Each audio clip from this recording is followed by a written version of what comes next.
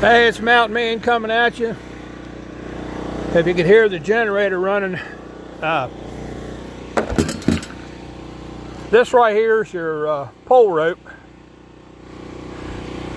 And what happened was the original rope had been pulling out, and I took it apart trying to fix it.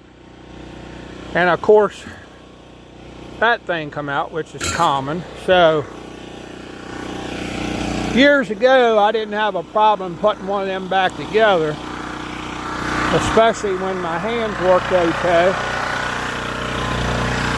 So now with eBay, you can get those pretty common. But if you want to know how I got this thing started, and I'll show you how. Like I said, I pulled the rope out. When I was a kid growing up, old-time lawnmowers,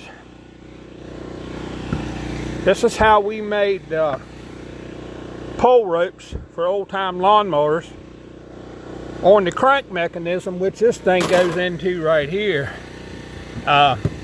there's them little clips. Well, if you take and make a knot in that, that'll fit down in that groove, and you can wrap it around that pole spindle on that Craftsman generator, or Champion generator, I'm sorry. And then here's a simple pole rope that I made, and that thing will start right up until you get one. Like I said, you can buy the crank assembly on eBay for about anywhere between $23 and $28.